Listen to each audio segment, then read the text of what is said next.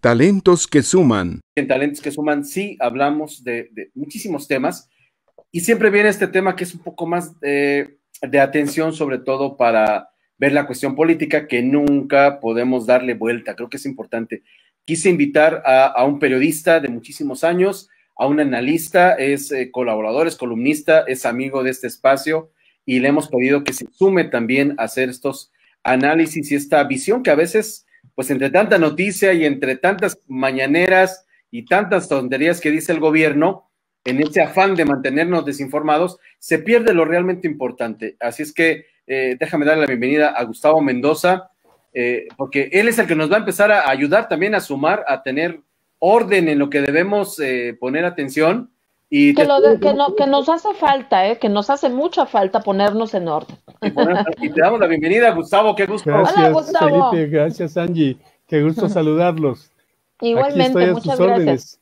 Pues adelante, Gustavo, ¿qué tenemos que saber hoy en Talentos que Suman de la parte política, de esa parte que, híjole, estamos muy contrariados con todo lo que pasa en nuestro país? Adelante. Fíjate que el día de ayer se llevó a cabo el Día Internacional contra la Corrupción y es un buen ocasión para hacer un balance de lo que en esta materia México está haciendo. El día de ayer la doctora Beatriz Gutiérrez Müller invitó a los mexicanos a denunciar cualquier tipo de corrupción y a exigir transparencia en el manejo de los recursos públicos. Y yo creo que también esto es importante porque hay un conflicto en nuestro país. Se ve hacia el pasado la corrupción y hacia el presente se omiten acciones de lo que está sucediendo el día de hoy. Desde la perspectiva presidencial, el principal problema de México es la corrupción. Indudablemente que sí es un problema.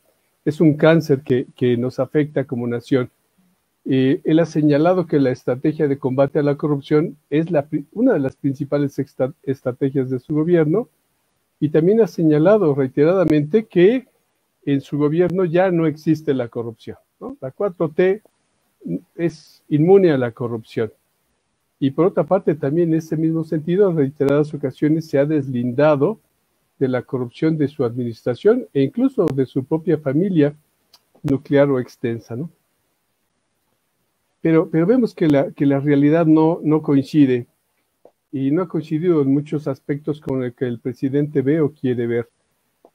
Los medios de comunicación han denunciado diversos escándalos pues que no han trascendido, de hecho no han sido, pues bueno, no se ha aplicado justicia, no se ha separado a ningún funcionario por las situaciones que se han señalado y el propio gobierno que dice que es diferente está cometiendo los mismos errores del pasado. O peores, ¿no? O peores, sí, incluso peores, porque mira, hay situaciones muy notorias. Bueno, hablaremos sobre lo que la prensa ha señalado de estos escándalos, pero también con este motivo de este día, el propio INEGI dio a conocer indicadores que nos señalan que en el lapso 2017-2019, el número de actos de corrupción pasó de 12 a 16, lo cual nos hace ver que pues sí había corrupción en el gobierno anterior y mucha, fue demasiado corrupto, pero hoy las cosas no han mejorado.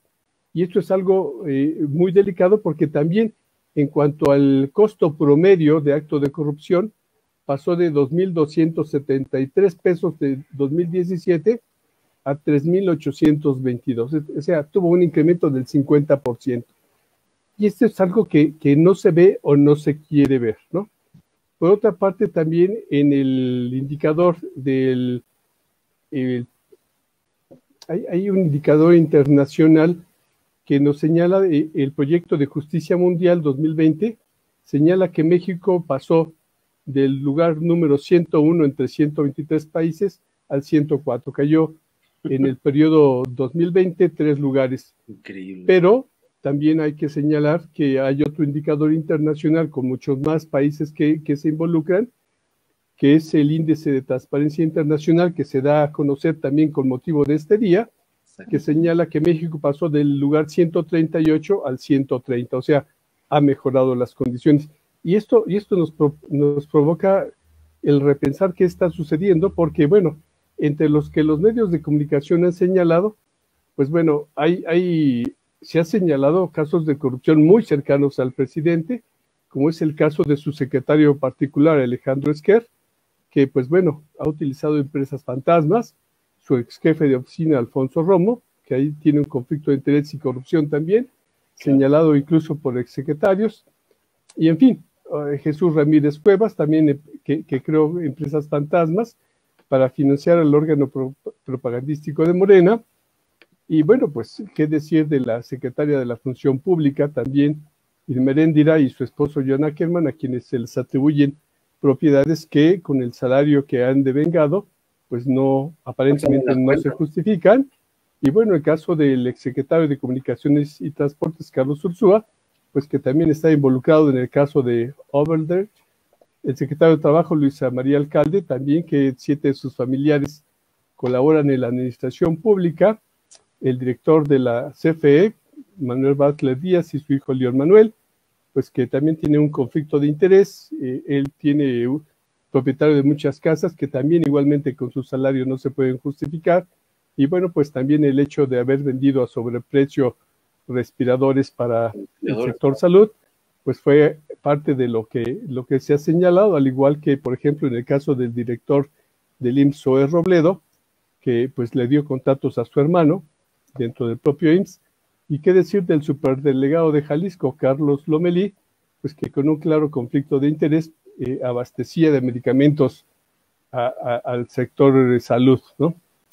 Y bueno, pues también el uso de empresas fantasmas, y bueno, pues está también el caso del subsecretario para América del Norte de Relaciones Exteriores, Jesús Seade, que fue acusado de peculado por aquello de utilizar recursos públicos para ir a visitar a su familia en Hong Kong, ¿no? Exactamente. En fin, la lista es mucho más larga. Si ustedes me dan oportunidad, yo les puedo desgranar algunos de estos aspectos que causan conflicto, porque ¿cómo es posible que siendo un problema tan importante y tan grave para nuestro país, hoy no se vea que hay una especie de estrabismo, que el presidente cuando tiene las cosas cercas, pues su mirada apunta a otro lugar, a la negación, ¿no? Pero al también que lo se sacó, vuelve al periódico que lo sacó. ¿Perdón? A descalificar al periódico que lo sacó o Claro, al reportero que lo publicó, ¿no? No existen, sus funcionarios son inmaculados, puros, buenos. Pero también se vuelve tiene astigmatismo, ¿no? Porque no ve lo que tiene enfrente, pero sí ve lo que está lejos. Lo que ya hoy no importa, eso tiene un problema de visión selectiva. Y eso es parte del problema, porque bueno, también en su partido, pues bueno, ahí está Mario Delgado, que fue acusado por Porfirio Muñoz Ledo de lavado de dinero y de desvío de recursos, claro. Jacob Polevsky, que también lavado de dinero, está la exdiputada local por Morena en Veracruz, Eva Cadena, que fue grabada recibiendo dinero para supuesta campaña del presidente. Y bueno, ¿qué decir de sus familiares, no?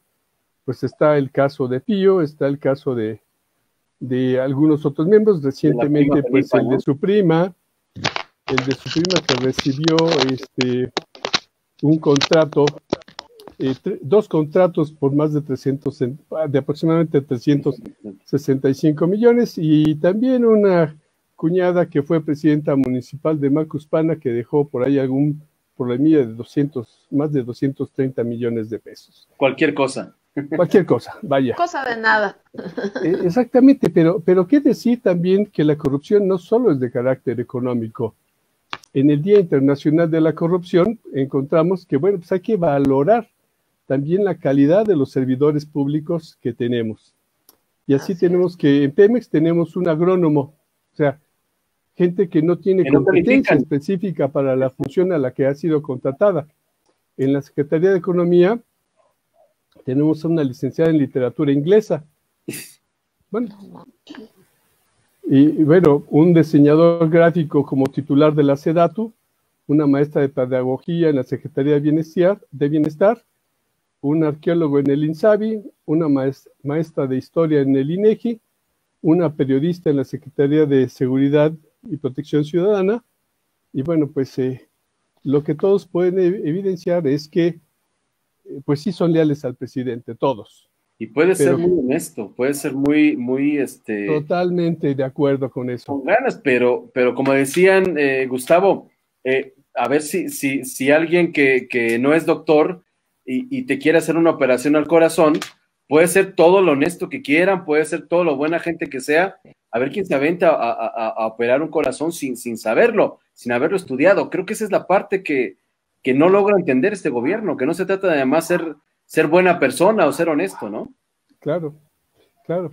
Eso es parte del asunto, pero bueno, el escándalo estrellas que se está configurando es el de la empresa suiza Vitol, que el día 3, y bueno, el día de ayer prácticamente se da a conocer, pues que también gracias a la justicia en Estados Unidos nos vienen los escándalos para afuera y nos enteramos en México de lo que aquí sucede, y bueno, nos da cuenta de que pues algún funcionario mexicano o algunos funcionarios mexicanos fueron sobornados para obtener contratos con esa empresa, ¿no? Incluso en esta administración, ¿no? Ya en esta administración. Sí, claro, fue de la administración pasada y esta administración. O sea, pero en esta administración actualmente están señalados. Entonces, yo creo que este Día Internacional de la Lucha contra la Corrupción nos debe pues dar algunas orientaciones, lecciones que yo creo que sería importante capitalizar. Una de ellas sería el hecho de que, bueno, nadie es bueno. Ese nirvana conceptual de que soy bueno y nunca más en mi vida voy a cometer errores, eso no existe. La naturaleza humana nos dice que vivimos en esa dualidad, ¿no? Entonces, claro, es complicado pensar que un gobierno que tiene buenas intenciones va a ser bueno. Por otra parte, también hay cosas que también hay otro tipo de corrupciones.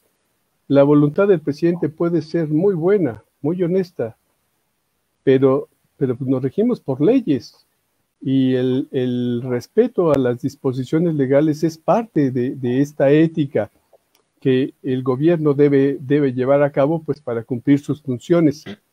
El presidente y todos los funcionarios públicos deben cumplir la normatividad. Estamos ciertos que, pues, por ejemplo, el caso de las licitaciones públicas, pues son casos que llevan bastante tiempo. Afortunadamente ya se ha podido quitar de la ley algunas cosas como las pruebas técnicas y cosas por el estilo, lo cual agiliza mucho más el trámite que antes era de meses.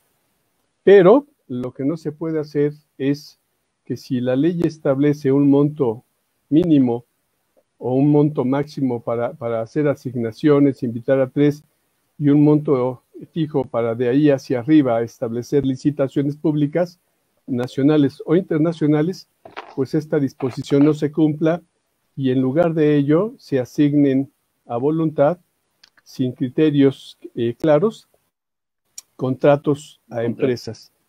Así es, donde pues no se ha podido, bueno, se va a dar acaso, estoy seguro que los que están haciendo seguimiento a instituciones mexicanas de la sociedad civil darán cuenta de cosas que evidentemente violan las disposiciones legales en la materia. Pues yo creo que es importante tener claridad que, bueno, estamos en un momento en el que sí es cierto, tenemos que acabar con la corrupción, pero esto tiene que ser no selectiva, tiene que ser pareja. La corrupción, tanto antes como ahora, existen y tenemos que trabajar todos los mexicanos por combatirla. Yo creo que el 100% nunca se va a erradicar. Siempre va gente que a la luz, a la sombra, mejor dicho, de algunas situaciones puede aprovechar las circunstancias para beneficio propio. Pero sí, como país se tiene que avanzar en ese tipo de indicadores. Y bueno, pues hay enseñanzas que otros países nos dan. Si vemos a nivel latinoamericano en este proyecto global, pues México ocupa el lugar 25 de 30 en América Latina. Hay otros países como Trinidad, Tobago, etcétera, que ocupan puestos mucho más arriba que el nuestro. Que están mejor que nosotros. Exactamente, o sea, estamos en el lugar 25 de 30 a nivel de corrupción. O sea, no es posible.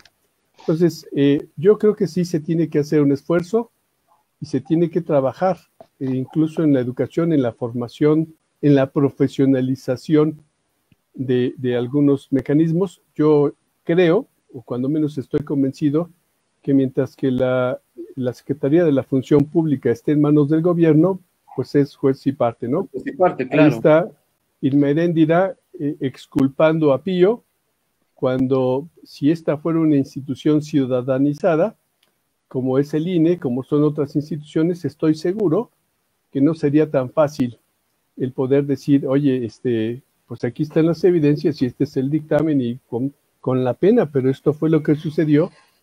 Y entonces creo que eso sería parte de un modelo de combate a la corrupción, el tener neutralidad en el manejo de estas instituciones. Totalmente de acuerdo. Gustavo, sin duda has puesto los puntos sobre las IES, como se dice, y bueno, pues se supone que parte de la promesa de este nuevo gobierno era acabar con la corrupción, como decía él, de las escaleras de arriba para abajo, y vemos que no va a ser tan fácil como él pensaba, así es que habrá mucho tema, todavía mucha tela de dónde cortar, Gustavo. Así es. Queremos agradecerte que hayas estado hoy aquí en Talentos que Suman, y nos vemos en la siguiente, ¿eh? Aquí estamos. Con mucho gusto, Felipe. Angie, qué gusto. Igualmente, muchas gracias. Que estén muy bien, hasta luego. Muchas gracias, Gustavo. Talentos que suman.